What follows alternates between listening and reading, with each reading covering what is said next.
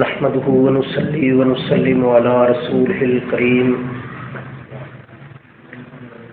أما بعد فأعوذ بالله من الشيطان الرجيم بسم الله الرحمن الرحيم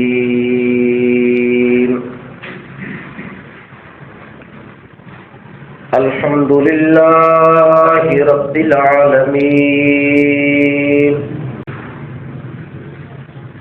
الرحمن الرحيم مالك يوم الدين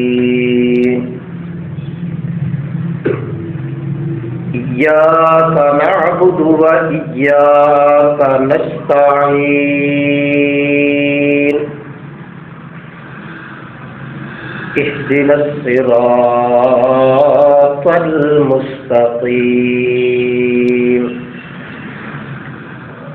صراط الذين أنعمت عليهم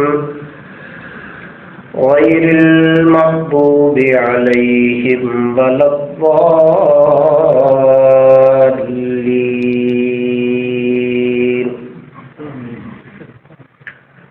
الحمدللہ، تمام تعریفیں اللہ ہی کے لیے، رب العالمین، جو پروردگار ہے تمام جہانوں کا، الرحمن، بڑا مہربان ہے، الرحیم، نہایت رحم کرنے والا، مالک یوم الدین، مالک ہے بدلے کے دن کا، ایاک نعبد، تیری ہی ہم عبادت کرتے ہیں، وَإِيَّاكَ نَسْتَعِينُ، اور تجھ ہی سے ہم مدد چاہتے ہیں، اهْدِنَا الصِّرَاطَ الْمُسْتَقِيمَ، دکھا ہمیں سیدھا راستہ، صراط الذین انعمت علیہم، راستہ ان لوگوں کا جن پر تو نے انعام کیا، غیر المغضوب علیہم، سوائے ان کے جن پر تیرا غصہ ہوا، ولا الضالین، اور نہ ہی ان کا راستہ جو گمراہ ہوئے۔ سبحان ربک رب العزة عما یصفون وسلام علی المرسلین والحمد للہ رب العالمین۔ اللہم صل علی محمد وعلی آل محمد کما صلیت علی ابراہیم وعلی آل ابراہیم انک حمید مجید۔ اللہم بارک علی محمد وعلی آل محمد کما بارکت علی ابراہیم وعلی آل ابراہیم انک حمید مجید۔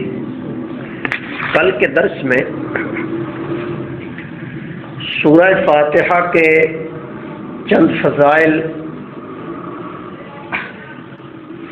اور قریباً 10 ناموں کا تذکرہ ہوا، جو نام مختلف روایات اور تفسیر کی کتابوں میں موجود ہیں۔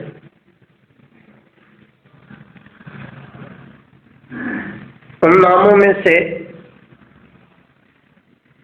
ایک نام میں نے عرض کیا کہ سورہ فاتحہ کا نام ام القرآن بھی ہے، جس کا لفظی معنی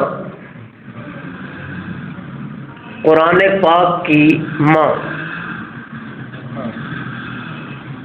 آج کی گفتگو اسی لفظ پر ہوگی کہ سورہ فاتحہ کو ام القرآن کیوں کہا گیا؟ اس کی 3 تقریریں آج کے درس میں عرض کی جائیں گی، جن میں سے پہلی تقریر تفسیر عثمانی کے مؤلف علامہ شبیر احمد صاحب عثمانی رحمۃ اللہ علیہ کی، دوسری تقریر رئیس المفسرین مولانا حسین علی رحمۃ اللہ علیہ کی، جو انہوں نے امام ربانی کے واسطے سے حضرت علی المرتضیٰ رضی اللہ تعالی عنہ سے نقل کی، اور تیسری تقریر مفسر قرآن حضرت عبداللہ ابن عباس رضی اللہ تعالی عنہ کی۔ جب یہ تینوں تقریریں آپ سماعت کریں گے تو یہ بات روز روشن کی طرح واضح ہوگی کہ واقعتاً سورہ فاتحہ پورے قرآن کی ماں کہلانے کی حقدار ہے۔ علامہ عثمانی فرماتے ہیں کہ پورے قرآن پاک میں اللہ نے 6 چیزیں بیان فرمائی۔ توحید کا مسئلہ، رسالت کا مسئلہ، قیامت کا مسئلہ، ماننے والوں کے حالات، انکار کرنے والوں کے حالات، اور شریعت کے احکامات۔ پورا قرآن پاک انہی 6 چیزوں کو بیان کرتا ہے۔ مسئلہ توحید کے منکرین کو متعدد دلائل کے ساتھ توحید کا مسئلہ سمجھایا گیا۔ انبیاء کی رسالت نبوت کے منکرین کو نبوت اور رسالت کا مسئلہ سمجھایا گیا۔ منکرین قیامت کو قیامت کا مسئلہ سمجھایا گیا۔ شریعت کے مسائل، احکامات، کون سی چیزیں فرائض کے درجے میں، کون سی چیزیں واجب کے درجے میں، کون سی چیزیں حلال، کون حرام، کون جائز، کون سی ناجائز، ان احکامات کو بیان کیا گیا۔ جنہوں نے مانا ان کے فضائل کا تذکرہ ہوا، جنہوں نے نہیں مانا ان پر کیے جانے والے عذابوں کا تذکرہ ہوا۔ پورے قرآن پاک میں یہی 6 چیزیں بیان ہوئی۔ علامہ عثمانی فرماتے ہیں کہ یہی 6 چیزیں اللہ نے مختصر انداز کے ساتھ اور اجمالی رنگ میں سورہ فاتحہ میں بیان کی، جس وجہ سے سورہ فاتحہ کو قرآن کی ماں کہا جاتا ہے۔ سب سے پہلی چیز توحید کا مسئلہ۔ تو سورہ فاتحہ کی پہلی دونوں آیات میں مسئلہ توحید بیان ہوا۔ الحمدللہ رب العالمین، تمام تعریفیں ہیں ہی اللہ کی، اس لیے کہ وہ خالق ہے، وہ مالک ہے، وہ رازق ہے، وہ رب ہے۔ دوسرا مسئلہ تیسری آیت کے اندر، مالک یوم الدین، بدلے کا دن یعنی قیامت کا دن، اس دن بھی مکمل بادشاہی اور حکم رب کا ہوگا، اس میں قیامت کا تذکرہ ہے۔ ایاک نعبد و ایاک نستعین، بندہ اللہ سے یہ وعدہ کرتا ہے کہ ہم تیری ہی عبادت کرتے ہیں، کرتے رہیں گے، تجھ سے ہی مانگتے ہیں، مانگتے رہیں گے۔ تو عبادت کے جتنے بھی طریقے ہیں، بندے کا اللہ سے وعدہ ہو رہا ہے کہ ہر انداز اور ہر طریقے میں تیری عبادت۔ اہدنا الصراط المستقیم، صراط مستقیم سے مراد ہے شریعت کے تمام احکامات، کہ یا اللہ وہ ہمیں بتا، وہ سکھا، ان کی طرف ہماری رہنمائی فرما۔ تو ان سے وہ احکامات ثابت ہو رہے ہیں، ان کا تذکرہ ہو رہا ہے جنہیں اللہ نے قرآن میں بیان کیا۔ پھر اس کے بعد چوتھی چیز ہے ماننے والوں کے حالات۔ تیسری چیز نبوت و رسالت، رسالت کا مسئلہ۔ تو صراط الذین انعمت علیہم، الذین انعمت علیہم وہ لوگ جن پر تیرا انعام ہوا، جن پر اللہ نے انعام کیا، وہ چار قسم کے لوگ: انبیاء، شہداء، صدیقین، صالحین۔ تو ان چاروں میں سے سب سے پہلا درجہ انبیاء کا، اس لیے رسالت کا تذکرہ۔ پھر آگے تین درجے صدیقین، شہداء، صالحین، وہ ماننے والے، ان کے احوال بیان ہوئے کہ ان پر اللہ نے انعامات کیے، انعام اللہ علیہم، اور غیر المغضوب علیہم ولا الضالین، جن پر اللہ ناراض ہوا اور جو سیدھے راستے سے پھٹک گئے، یعنی نہ ماننے والوں کے حالات۔ وہ چھ چیزیں جو پورے قرآن میں اللہ نے تفصیل کے ساتھ، شرح کے ساتھ، وضاحت کے ساتھ بیان کی، انہی چھ چیزوں کو سورہ فاتحہ میں مختصر انداز میں بیان کیا۔ اس وجہ سے سورہ فاتحہ پورے قرآن کی ماں بن گئی، ام القرآن ہونے کا درجہ حاصل ہوا۔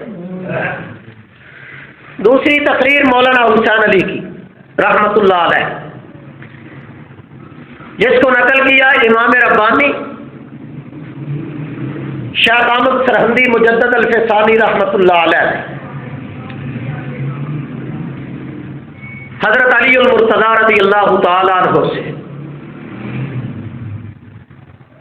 وہ فرماتے ہیں کہ قرآن پاک کے چار حصے ہیں۔ پہلا حصہ سورہ فاتحہ سے لے کر سورہ مائدہ چھٹے پارے میں، سورہ مائدہ کے 7ویں پارے میں، سورہ مائدہ کے آخر تک۔ دوسرا حصہ سورہ انعام سے لے کر 15ویں پارے میں سورہ بنی اسرائیل کے آخر تک۔ تیسرا حصہ سورہ کہف سے لے کر 22ویں پارے میں سورہ احزاب کے آخر تک، اور چوتھا حصہ سورہ سبا سے لے کر آخر قرآن تک۔ ان چاروں حصوں میں اللہ نے چار مضمون بیان کیے۔ پہلا حصہ جو سورہ فاتحہ سے شروع ہوا اور سورہ مائدہ کے آخر تک ختم ہوا،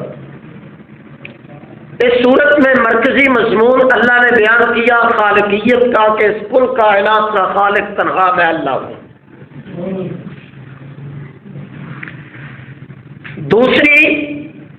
دوسرے حصے میں سورہ انعام سے لے کر سورہ بنی اسرائیل کے آخر تک، اس حصے میں مسئلہ مرکزی طور پر مضمون بیان ہوا ربوبیت کا، کہ اس کائنات کا رب تنہا میں اللہ ہوں، پیدا کیا، پیدا کرنے کے بعد ضروریات باہم پہنچائی، رزق کا اہتمام کیا، انسان کی حفاظت کی، انسان کی ضروریات کو پورا کیا، ربوبیت کا مسئلہ۔ تیسرا حصہ سورہ کہف سے شروع ہوا سورہ احزاب کے آخر تک۔ اس تیسرے حصے میں اللہ تبارک و تعالیٰ نے مرکزی مضمون جو بیان کیا، وہ مضمون یہ ہے کہ اس کائنات کا مالک و مختار، متصرف اور کارساز، مالک حقیقی، بادشاہ مطلق صرف اور صرف میں اللہ ہوں، کوئی شریک نہیں ہے۔ اور چوتھا حصہ جو سورہ سبا سے شروع ہوا آخر قرآن تک، اس میں مرکزی طور پر اللہ نے مضمون بیان کیا کہ جس طرح دنیا میں مالک حقیقی مختار کل میں ہوں۔ قیامت والے دن بھی اختیار صرف میں اللہ کا ہی ہوگا، نہ کوئی مجھ سے بھاگ سکے گا اور نہ ہی کوئی زبردستی میرے سامنے کسی کی سفارش کر سکے گا۔ سفارش وہی کر سکے گا جس کو میں اجازت دوں گا، اسی کے حق میں کر سکے گا جس کے لیے میں اجازت دوں گا۔ حتیٰ کہ اتنا کامل اختیار قیامت والے دن میرا ہوگا، لا يتکلمون الا من اذن له الرحمن وقال صوابا، اللہ کی اجازت کے بغیر بات نہیں کر سکیں گے اور جو کچھ اس کی اجازت سے بولیں گے صحیح صحیح اور سچ سچ بولیں گے۔ یہ چار چیزیں پورے قرآن میں، اور اتفاقی مسئلہ ہے، اتفاق کی بات یہ ہے کہ چاروں حصوں کی ابتدا اللہ لفظ الحمدللہ سے کرتے ہیں۔ پہلے حصے کی ابتدا بھی الحمدللہ سے، پھر دوسرا حصہ سورہ انعام سے شروع ہوا، اس کی ابتدا بھی الحمدللہ سے، تیسرا حصہ سورہ کاف سے شروع ہوا، اس کی ابتدا بھی الحمدللہ سے، چوتھا حصہ سورہ سبا سے شروع ہوا، اس کی ابتدا بھی لفظ الحمدللہ۔ تو یہ چار مسئلے، یعنی خالقیت کا مضمون، ربوبیت کا مضمون، مالک و مختار ہونے کا مضمون، اور قیامت والے دن بھی اختیار کل رکھنے کا مضمون پورے قرآن میں یہ بیان ہوئے۔ وہ فرماتے ہیں کہ یہی چاروں مضمون اللہ نے مختصر کر کے سورہ فاتحہ میں بیان کر دی۔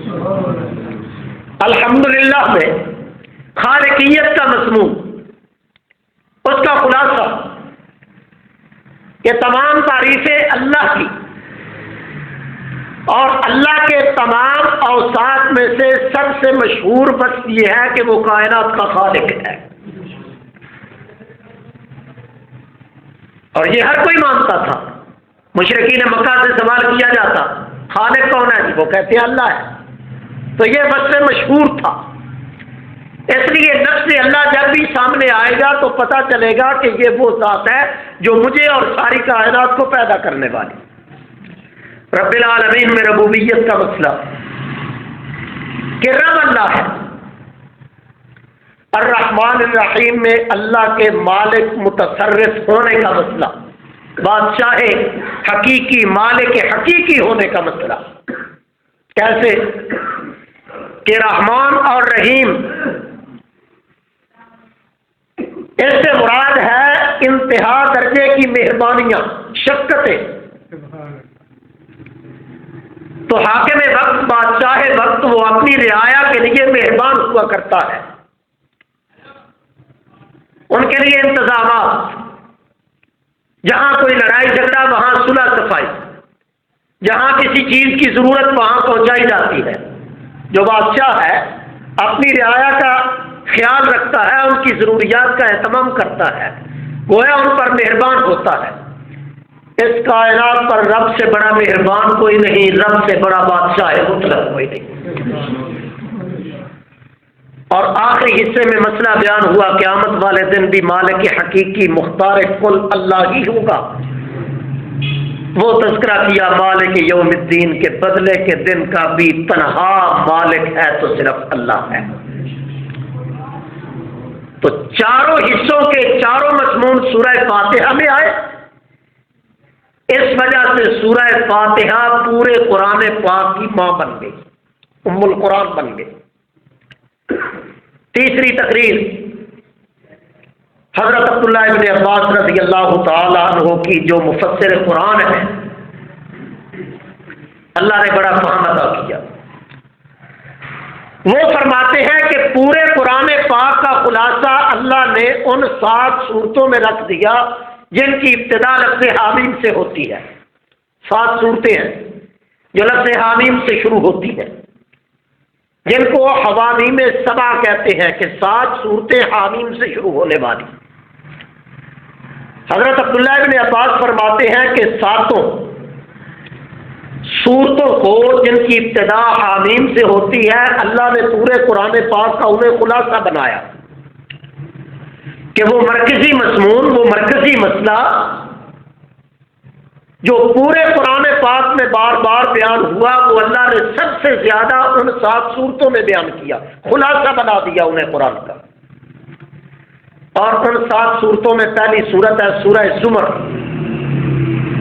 سورہ زمر کا مرکزی مضمون ہے فاعبد اللہ مخلصا لہ الدین، عبادت کرو، عبادت کر خالص اسی کی۔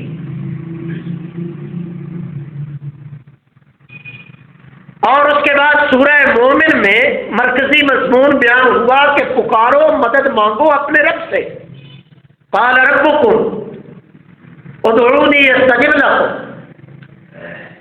حضور علیہ الصلوۃ والسلام فرماتے ہیں کہ تمہارے رب کا پیغام اور میسج سنا رہا ہوں، میں نہیں کہتا، رب تمہارا کہتا ہے مجھ سے مانگو میں عطا کروں۔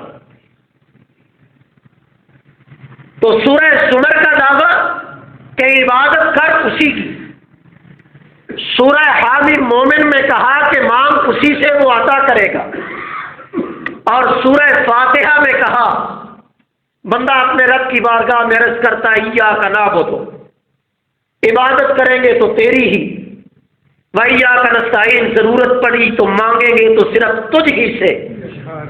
وہ جو ان 7 صورتوں کا مرکزی مضمون تھا اللہ نے سورہ فاتحہ میں بیان کر دیا، گویا پورے قرآن پاک کا خلاصہ 7 صورتیں، اور ان 7 حامیم والی صورتوں کا خلاصہ سورہ فاتحہ، اور سورہ فاتحہ کا خلاصہ ایاک نعبد و ایاک نستعین، اور پورے دین کا خلاصہ بھی یہی ہے کہ عبادت رب کی کرو اور مدد مانگو تو صرف اللہ سے مانگو۔ ان وجوہات پر سورہ فاتحہ کو ام القرآن، ام الکتاب کہا جاتا ہے کہ وہ تمام مضمون، وہ تمام مسئلے جو قرآن پاک میں وضاحت کے ساتھ بیان ہوئے، اللہ نے سورت میں مختصر انداز میں بیان کر دیا۔ پھر حضور علیہ الصلوۃ والسلام فرماتے ہیں کہ یہ اتنی عظیم سورت ہے کہ اللہ تبارک و تعالیٰ نے اس سورت کو اپنے اور اپنے بندے کے درمیان میں تقسیم کر لیا ہے۔ بندہ جب آتا ہے، یہ اتفاق کی بات ہے کہ سب سے زیادہ تلاوت دنیا میں اگر ہوتی ہے تو قرآن پاک کی ہوتی ہے، اور کوئی کتاب نہیں اتنی پڑھی جاتی جتنا قرآن پڑھا جاتا ہے۔ اور آپ اس سے بھی اتفاق کریں گے کہ سب سے زیادہ تلاوت قرآن پاک کی صورتوں میں سے ہوتی ہے تو سورہ فاتحہ کی ہوتی ہے، سب سے زیادہ۔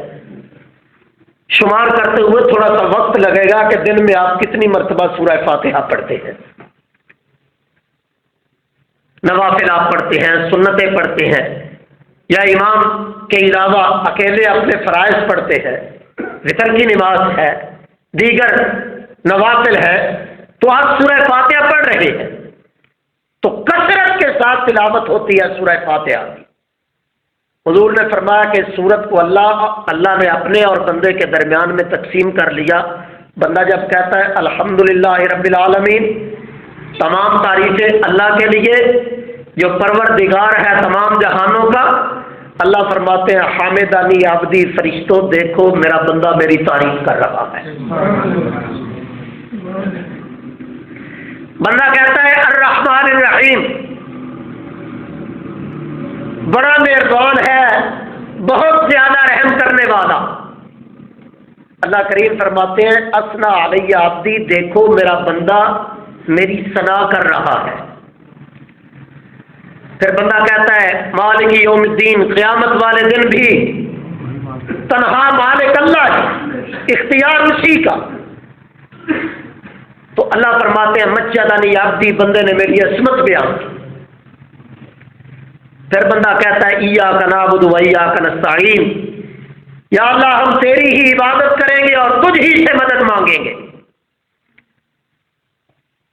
اللہ فرماتے ہیں ھذا بینی و بین عبدی، یہ معاملہ میرے اور میرے بندے کے درمیان میں طے ہو چکا، اے میرے بندے تو میری عبادت کرتا رہ، میں ہر مشکل میں تیرے کام آؤں گا، ضرورت پڑے گی میں عطا کروں گا۔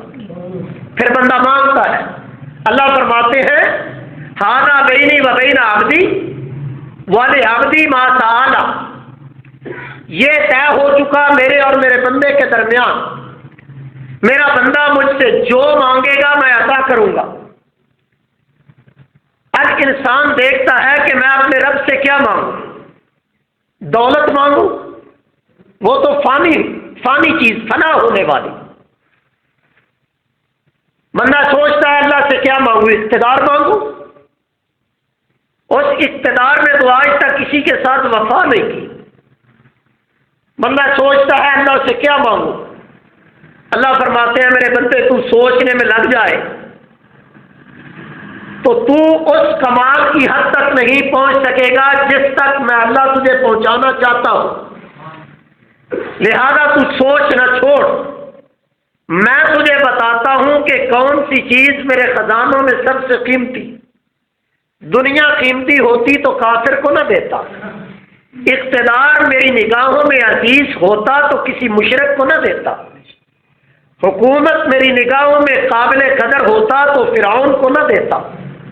میری نگاہوں میں کیا چیز عزیز ہے، میری نگاہوں میں کون سی چیز عظیم ہے، میرے خزانوں میں کون سی چیز قیمتی ہے، تو مجھ سے وہ مانگ۔ مولا کیا مانگوں؟ اللہ فرماتے ہیں اے میرے بندے تو مجھ سے مانگ، اہدنا الصراط المستقیم، یا اللہ ہمیں سیدھا راستہ عطا فرما۔ اور جانتے ہو سیدھا راستہ اللہ نے فرمایا اس کی پہچان میں نے تمہیں عالم ارواح میں کروائی تھی۔